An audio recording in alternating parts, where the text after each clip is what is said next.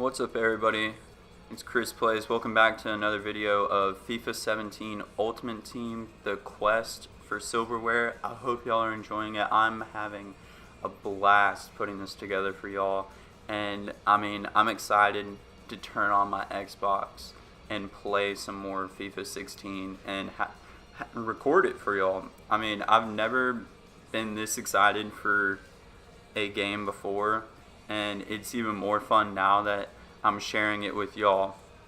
And I'm just thankful that all of y'all are interested and keep coming back to watch more videos of mine. And I know it's way too early to thank y'all, but thank you. And so in this one, I started off with the early access squad builder challenge, because you get this kit that is untradeable that I think you can only get through having early access and doing this individual squad builder challenge. And then you also get it's either a gold pack or a rare gold players pack. I don't remember which one. But in this one, you have to have a minimum squad rating of 76, at least I think it's 50 chemistry, and that's all you got to do. And so I went through and I put in some silvers and bronzes, and then I realized I need to up the squad rating. So I was like, alright, well, I have tons of loan players that I'm never going to use. So I started throwing them in there, and that's the biggest idiotic move that I made so far in FIFA 17. Turns out you can't actually use loan players to create your squad builder challenges, because I see where they're coming from as it's cheating, but at the same time, I earned these loan players fair and square, so I kind of feel like I should be able to use them if I want to, but at the same time, I completely understand not being able to, because like you have to trade in a player and then you never get them back.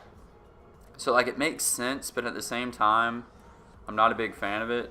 So I finally got it all made and everything, and then that's when I realized, hey, you can't actually use loan players. So I go through and I remove everybody. I remove the silvers on the bench because I know that I needed golds to up that squad rating. So I go over to the transfer market, and I'm just looking for golds for like 350, 400 coins. Like, I'm not spending any more than I have to.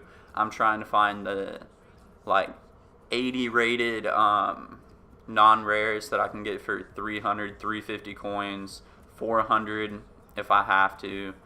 And I'm not planning on spending any more money than that, because I have to fill in like I think 4 positions, so that'd be 400 apiece for 4 positions would be 1,600 coins. And right now coins are so valuable. Like I could turn around and make a really solid team right now with the 20,000 coins I have right now, but I'm holding on to that because once the game is officially released, prices are gonna inflate for a short duration and then drop, because everybody's opening packs, everybody's trying to sell everything they get so that they can get as much coins as they can to then turn around and make the team that they want to have.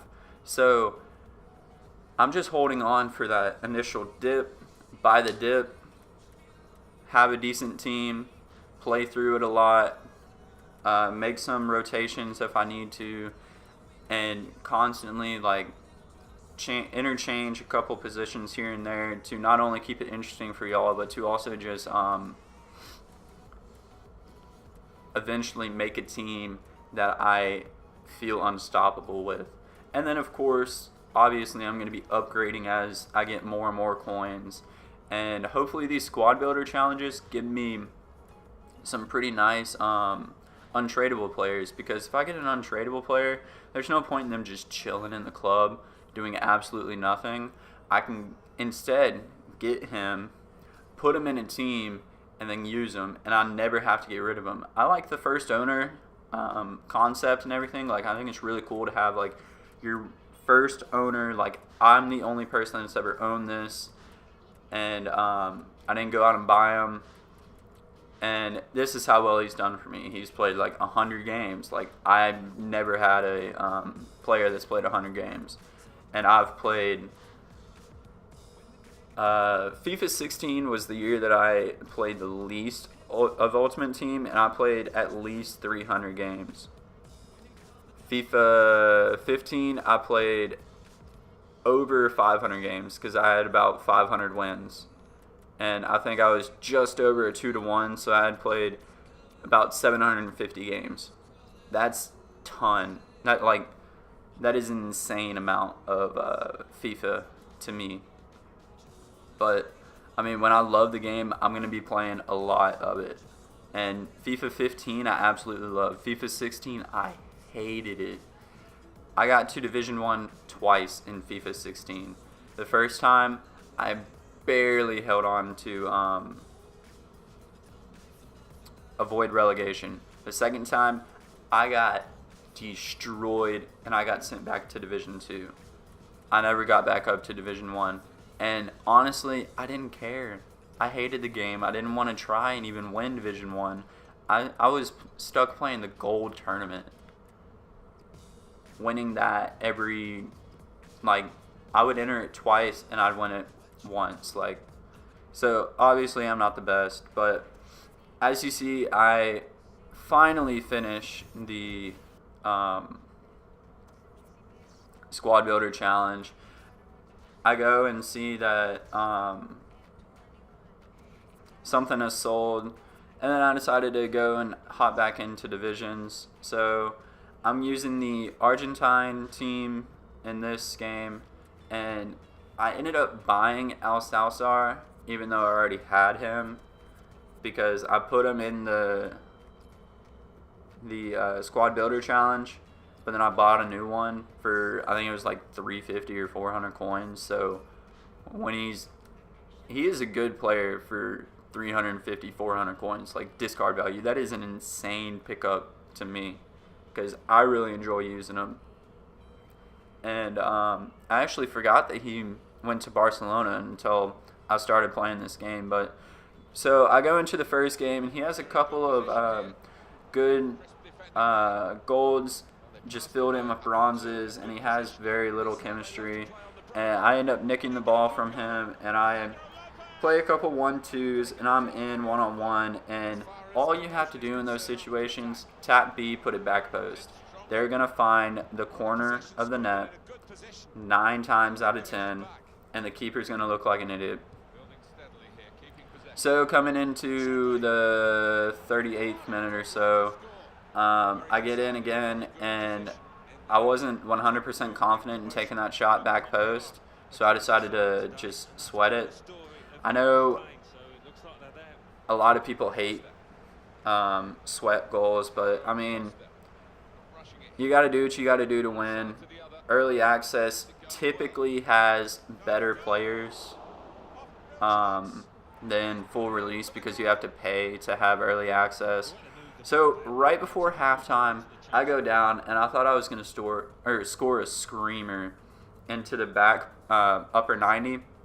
I nailed the crossbar instead, but then that defensive mid, or attacking mid, who has gray hair, I swear he must be like 50 years old or something. Or I guess he can just be like Iniesta.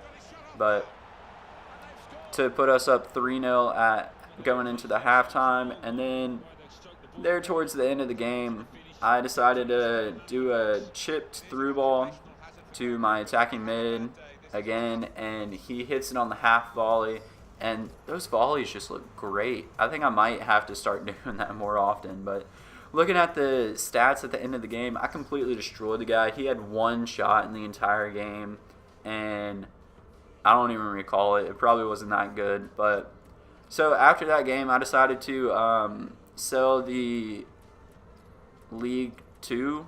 I don't know what the Liga Adelante. I decided to sell the Liga Adelante center back because I had packed Jeremy Mathieu in, I think, last video, and he's untradeable. And I was like, perfect. I have a La Liga kind of Spanish side, so I can throw him in there, and he's free. So I'm going to be using him. So that's what I did. He was left-footed, so that's why I switched him over to the left side. And I went into another game, and he has a bunch of really solid players, but, like, none of them have chemistry. Like, Samir Nasri gave me so much trouble. Ander Herrera gave me a lot of trouble, too. And honestly, had he had full chemistry, he probably would have beat me. I feel like that's really the only reason I beat him. But coming into, I think that's the 10th minute. I can't exactly tell. I get the ball outside of the box. I pass into Al Salsar. He turns around and puts it front post to make it 1-0. And then going into about the 30th minute, he starts to get a break, but I I just tackle it away from him. He gets it back because I made an idiotic pass, and I am so bad at defending. Look at me. I'm literally just sprinting at him. I'm historically terrible at defending. I'm bad every year. This year, I haven't really learned how to defend well yet, so it's terrible. But I swung in a hopeful cross there. I somehow end up winning the header at the top of the box to flick it on towards the back post. And I trap and then take a shot, and it goes in 2-1 right before halftime. So I was happy with that. I'm pretty sure those halftime stats said that it was fairly even. I don't exactly remember. But going into the second half, I, again, one-on-one, could have just tapped B and put it back post, but I decided to sweat it to be 100% sure that I was going to get the goal and get the win. So 3-1 at the end of the game. Fairly close game. I end up winning Division 10. I'm going to have to leave it here. Hope y'all enjoyed. Don't forget to subscribe for more. Always leave a like button if you enjoyed, and I'll catch y'all in the next game.